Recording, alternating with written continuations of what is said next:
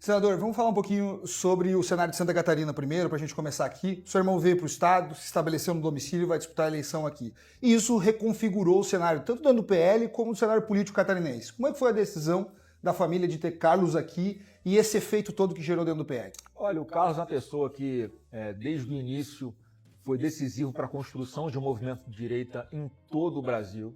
Uma pessoa que o próprio presidente Bolsonaro não nega, foi fundamental na sua eleição de 2018, uma pessoa que é a mais leal que possa se encontrar perto da nossa referência, do nosso líder, que é o presidente Bolsonaro. E o Carlos tem uma identificação muito antiga com o estado de Santa Catarina, um estado que ele sempre amou, gostou de estar aqui, fez grandes amizades. É uma pessoa que, inclusive, antes do presidente Bolsonaro sofrer a facada, o Adélio teve num clube de tiro aqui em Santa Catarina, atrás do Carlos. Você vê que desde 2018 é uma pessoa que tem aqui as suas raízes nesse estado. O Adélio foi até esse clube de tiro para tentar, talvez, fazer algo contra ele. Não conseguiu, porque o Carlos não tinha ido do clube de tiro naquele momento e acabou, logo na sequência, acontecendo aquele trágico atentado ao presidente Bolsonaro, uma facada no dia 6 de setembro de 2018. Então, o presidente Bolsonaro sempre foi muito claro de ele indicar um nome, um governador aliado indicar o outro, e o que chegou no consenso foi o Carlos Bolsonaro em uma das vagas do Senado e a Carolina Detoni na outra vaga para o Senado, na chapa com o Jorginho Melo. Esse é o trio que nós vamos oferecer ao público catarinense como sendo, sem dúvida alguma, a melhor opção para estar junto com a gente nesse projeto de resgate do Brasil. Esses efeitos que geram dentro do partido, um negócio, o espaço vai para lá, vai para cá, uma repercussão ou outra aqui no estado, que o senhor também, na época, ajudou a controlar esse cenário aqui. E também tem, nacionalmente falando, um nome aqui, outro ali. O senhor acha que dá para unificar o PL? Controlar a turma para a eleição? Para mim está unificado. É óbvio que dentro do partido tem segmentos ali que pensam um pouquinho diferente uma questão ou outra, isso é natural. A gente respeita essas diferenças, mas a palavra final, como ficou combinado, é do nosso líder, presidente Bolsonaro, e a nossa liderança aqui no estado de Santa Catarina, que é o governador Jorginho Melo. Então, são dois pré-candidatos ao Senado, o Carlos e a Carol, hiperqualificados, que vão estar 100% fechados com o nosso governo, se Deus quiser, a partir de 2027, votando questões importantes como a redução da maioridade penal e fazendo também com que a harmonia entre os poderes volte a prevalecer nesse país. Senador, um dos argumentos de grupos críticos ao governo do ex-presidente Jair Bolsonaro é de que ele teria investido pouco ou menos do que poderia em Santa Catarina.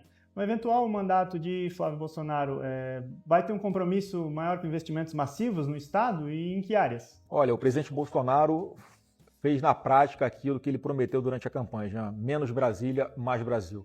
Nunca na história um presidente da República destinou tantos recursos para municípios e estados, incluindo os municípios de Santa Catarina, incluindo o governo do estado de Santa Catarina.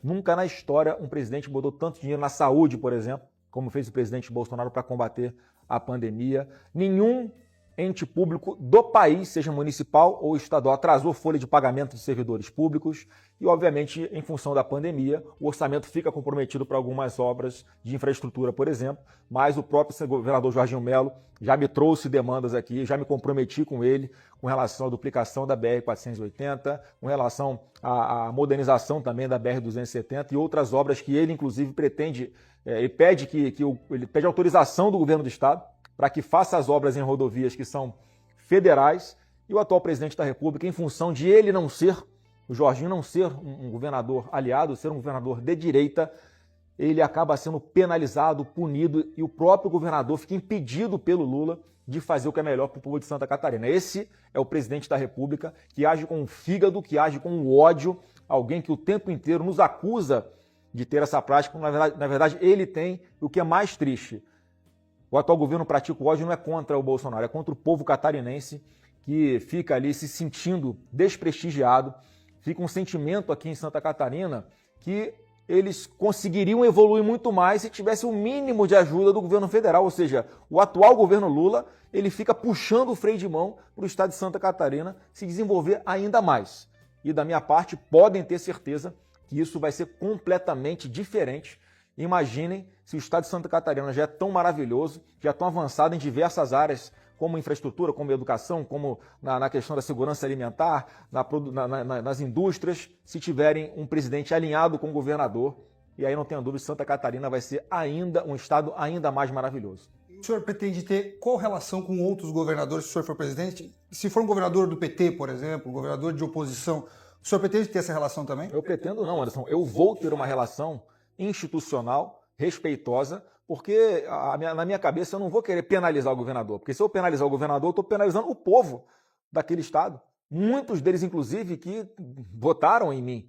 Então, vou ser o presidente de todo mundo. Isso não é discurso fácil, essa é uma obrigação que alguém que tem a mentalidade mais moderna, alguém que tem um espírito público como eu tenho, que infelizmente o presidente Lula, ele parece que não aprendeu nada na cadeia, né? As pessoas, né, quando passam por alguma dificuldade na vida, aprendem alguma coisa. Ele é a prova viva daquele ditado, Anderson, que sabedoria não tem a ver com o tempo que você viveu. Sabedoria tem a ver com o que você aprendeu. E parece que ele não aprendeu nada. Ele está uma pessoa ainda mais rancorosa, um terceiro governo dele muito ruim, que roubou de vez o principal do povo brasileiro, que é a sua esperança. Isso precisa ser devolvido.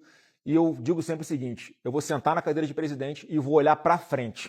E o PT vai ser tão irrelevante a partir daí que você nunca mais vai ouvir falar desse partido aqui no Brasil, porque nós vamos mostrar como é que se faz um governo para todos de verdade, não apenas da boca para fora. Falando na estratégia da família e dos nomes que vão disputar pelo Brasil, a gente está ouvindo que aqui em Santa Catarina nós teremos o Jair Renan federal, o Carlos ao Senado, lá também o Hélio também vai disputar em Roraima, em outros, Michele no Distrito Federal. A estratégia da família é justamente ocupar esses espaços em vários estados brasileiros? É a estratégia da família, Anderson, é a estratégia de aliados.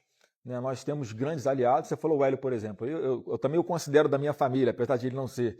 E em função da mudança do cenário lá no estado de Roraima, há uma grande chance de ele ser o nosso candidato ao Senado, né, naquele estado, que é uma pessoa que, enfim, também eu tenho a convicção de que vai estar ao nosso lado em 100% do que a gente encaminhar para votar no Senado Federal, e isso que a gente precisa, uma base forte, um Congresso Nacional que esteja alinhado 100% com os nossos princípios, com os nossos valores, porque a gente precisa fazer muitas alterações legais, deixar a legislação penal muito mais dura, a gente precisa reduzir a maioridade penal para pelo menos 16 anos. Eu estou defendendo que essa maioridade penal passe para 14 anos em casos de crimes hediondos, como estupro, por exemplo. A gente acabou de ver aqui em Santa Catarina, desculpa, foi em São Paulo, esse estupro de duas crianças, uma de 8 e uma de 10 anos, foram estupradas por 5 marginais, sendo 4 deles menores de idade. Quer dizer, esses menores de idade têm que responder como adultos. Eles sabiam o que estavam fazendo, sabiam o mal que estavam fazendo e acabam se escudando na idade cronológica para manter a impunidade deles. Isso vai acabar. A gente precisa de um Congresso alinhado conosco, como eu disse também, para fazer com que as instituições voltem a respeitar a Constituição brasileira, voltem a viver de verdade, em harmonia, em sintonia, e possamos focar nos problemas do Brasil, para que cessem as perseguições políticas aqui no nosso país. Como está a escolha do vice? Fala assim, Romeu Zema, Tereza Cristina, o senhor já tem dito que teria preferência por um perfil de uma vice-mulher. Como está a escolha e qual que é a sua preferência? Olha, Jean, a questão do vice de verdade fica mais para frente, como em qualquer eleição. Isso teve um deadline, uma data importante que acabou ali agora, no dia 5 de abril, que é quando é a data de desincompatibilização, né, de algumas autoridades do Poder Executivo que quisessem concorrer a outro cargo.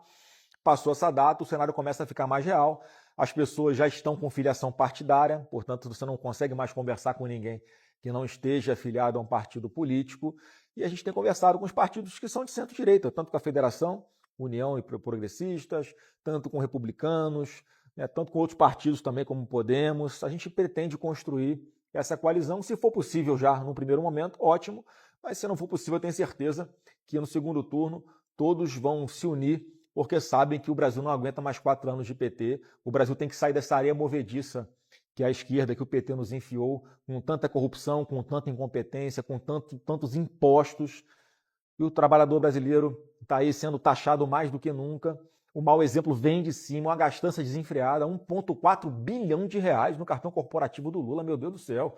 É para lá que está sendo, assim que o dinheiro público é usado nesse governo. Então, eu acho que há um consenso de que o Lula é um produto vencido, o Lula sofre de fadiga de material, sabe aquela corrente que perde o dente, começa a dar volta e o carro não anda? Esse é o PT e o Lula hoje em dia. Mas sobre isso ainda, qual perfil o senhor entende que agregaria mais, o senhor mais eu jovem? Eu gosto de um perfil de mulher que não apenas por ser mulher, que agregue ainda mais competência, ainda mais seriedade, ainda mais experiência para esse projeto de resgate do Brasil, mas nomes Eu não posso te dar porque de fato não tem, eu não estou enrolando aqui, realmente não tem, né? Quem enrola é o Lula, ele é que enrola o Brasil para depois falar que apresentar um desenrola que não vai desenrolar ninguém.